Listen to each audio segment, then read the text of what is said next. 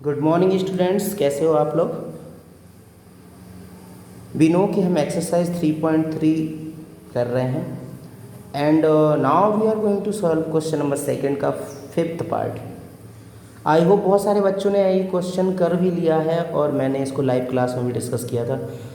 और हमारी live classes में अब मैं जो भी डिस्कस करूँगा उसका मैं वीडियो नहीं बनाऊँगा। सो इट इज़ कंपलसरी कि आप लोग लाइव क्लास में ज़रूर आएंगे।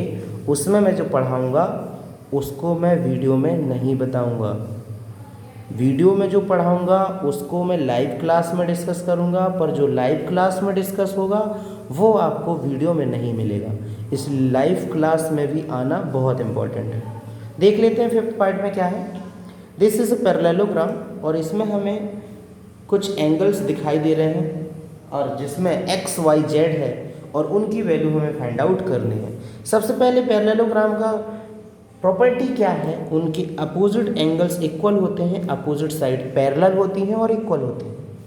अगर अपोजिट एंगल इक्वल हैं तो ये y क्या होगा 112, और मैं यहाँ लिख दूंगा कि अपोजिट एंगल्स आर इक्वल।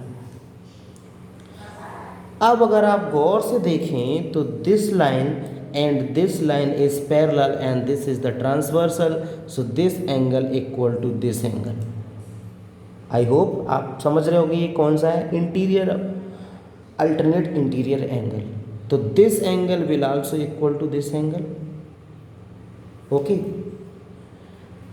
अब अगर मैं कहूँ कि एक छोटा सा ट्राइंगल है जिसमें x plus y plus 40 equal to 180 होगा, तो वो मैं लिख लूँगा x plus y plus 40 equal to 180। y की यहाँ वैल्यू रखिए तो x की वैल्यू आप निकाल लोगे कैसे, x plus 112 plus 40 equal to 180, और यहाँ पे इन दोनों का सम करके इधर ले जाना, माइनस हो जाएगा, x की वैल्यू निकल आएगी। जल्दी से बताइए x की वैल्यू निकल आएगी, तो अगर x की वैल्यू निकल आएगी तो z के इक्वल होगी, तो हम सिर्फ z की वैल्यू भी लिख देंगे, x equal to z। Okay, चलिए मूव करते हैं क्वेश्चन नंबर 3 पे। बहुत जल्दी जल्दी पढ़ना है हमें, बहुत आगे पढ़ना है, बहुत ज़्यादा पढ़ना है। Can a quadrilateral ABCD be a parallelogram if B and D equal to 180। देखो, अगर एक क्वाड्रिलेटरल मैंने बना दिया, ये एक क्वाड्रिलेटरल है, A B C और D। ओके, अगर दिस एंड दिस दोनों का सम B और D का सम अगर 180 है, तो क्या ये प्रूफ कर रहा है कि एक और पैरेललोग्राम होगा? पैरेललोग्राम ये प्रूफ नहीं करेगा, क्योंकि अगर मैं इसको 70 मान लूँ, इसको 110 मान लूँ, तो दोनों का सम तो 180 है, पर दोनों अपोजिट एंगल इक्वल नहीं है ना, तो ये पैरेललोग्राम नहीं हो सकता। वी कैन नॉट से कि ये होगा या नहीं होगा, राइट। कोई एक ऐसी कंडीशन होनी चाहिए जिससे प्रूफ हो कि यस बिल्कुल होगा। हाँ, अगर ये 90 और ये 90 हो जाए तो भी ज़रूरी नहीं है कि ये पैरेललोग्राम हो। मे बी ये काइट हो और काइट के अपोजिट एंगल इक्वल होते हैं एक। तो आगे बढ़ते हैं, इसमें हम नहीं कह सकते। सेकंड पार्ट में देखते हैं, लिखा है कि अगर AB और DC 8 हो, AD 4 हो और BC 4.4 हो। अब देखिए, दो साइड तो इन्होंने इक्वल कर दी और दो साइड इन्होंने अलग अलग कर दी, पर हमें ये पता है कि अगर कोई पैरेललोग्राम है, अगर AB CD के इक्वल तो इन्होंने बता दिया, पर ये 4 है और ये 4.4 है, तो क्या ये पैरेललोग्राम होगा? नो। A 70 है, C 65 है। अब देखते हैं, मैंने बनाया पैरेललोग्राम की तरह है, A B C and D। A 70 दे दिया और B 65 दे दिया, अपोजिट एंगल इक्वल ही नहीं है। अगर अपोजिट एंगल इक्वल नहीं है तो क्या मैं कह सकता हूँ कि पैरेललोग्राम है? नहीं, ये पैरेललोग्राम नहीं है। आई होप समझ रहे हो, पैरेललोग्राम की प्रॉपर्टी आपको पता है, अपोजिट एंगल इक्वल होते हैं। चलिए बढ़ते हैं आगे जल्दी से फटाफट। क्वेश्चन नंबर 4 में लिखा है, draw a rough figure of a quadrilateral that is not a parallelogram. एक ऐसा क्वाड्रिलेटरल बनाओ जो पैरेललोग्राम नहीं है। मैं तो ऐसे बहुत सारे बना सकता हूँ, स्क्वायर बना सकता हूँ, रेक्टेंगल तो पैरेललोग्राम होता है, स्क्वायर भी पैरेललोग्राम होता है। अगर मैं कहूँ कि वो क्वाड्रिलेटरल ट्रेपेजियम है तो क्या वो पैरेललोग्राम होगा? नहीं। साथ में एक कंडीशन और दे दी इन्होंने, but has exactly two opposite angles of equal measure. एक ऐसा पैरेलल, एक ऐसा क्वाड्रिलेटरल बनाओ आप कि जिसके दो अपोजिट एंगल तो इक्वल हो पर वो पैरेललोग्राम ना हो। अपोजिट एंगल इक्वल हो सिर्फ दो, two opposite angles are equal पर वो पैरेललोग्राम ना हो। ऐसा कौन सा फिगर हो सकता है? सोचो सोचो सोचो सोचो। आई नो कि आपको सोच पाए होंगे। वो होता है काइट। और काइट की प्रॉपर्टी आप लोगों ने पढ़ी होगी कि उनका एक, ये दोनों अपोजिट एंगल तो इक्वल होते हैं पर ये बड़ा होता है, ये छोटा होता है। तो ऐसा रफ फिगर है काइट जिसके two opposite angle equal measure के हैं पर वो पैरेललोग्राम नहीं है। वो क्या है? वो काइट है। चलिए बढ़ते हैं क्वेश्चन नंबर 5 की तरफ। The measure of two adjacent angle of parallelogram are in the ratio of 3:2। मैंने एक पैरेललोग्राम बना दिया ABCD और उसके एडजेसेंट एंगल भी मैंने बता दिए, दिखा दिए।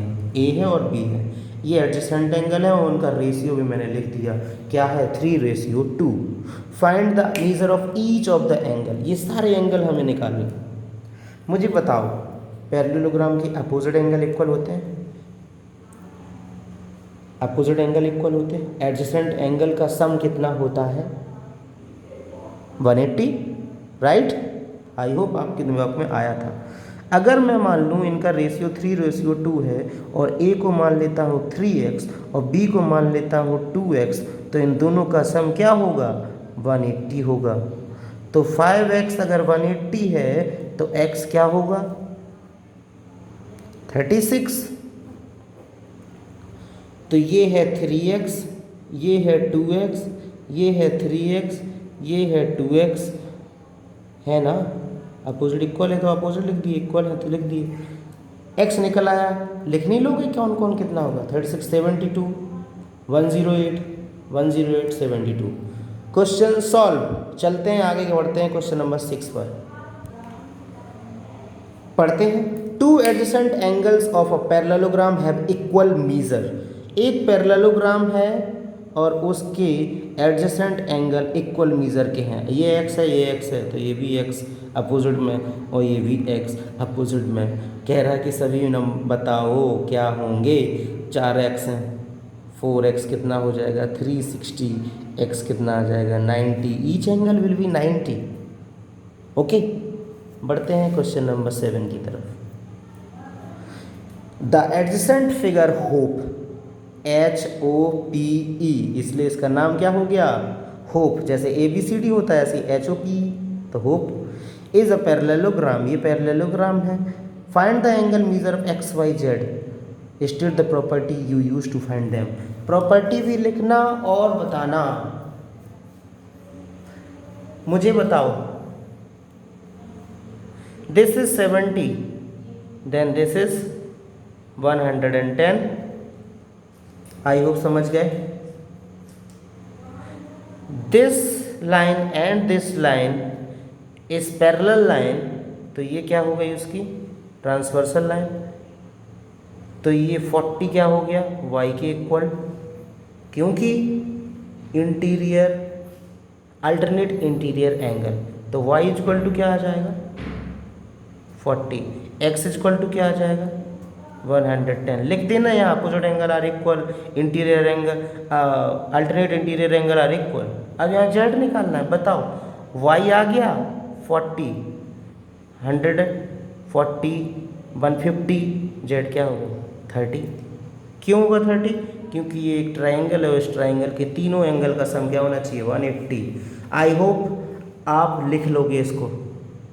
जो भी प्रॉब्लम है हम लाइव क्लास में डिस्कस करेंगे। Okay students, bye bye, take care.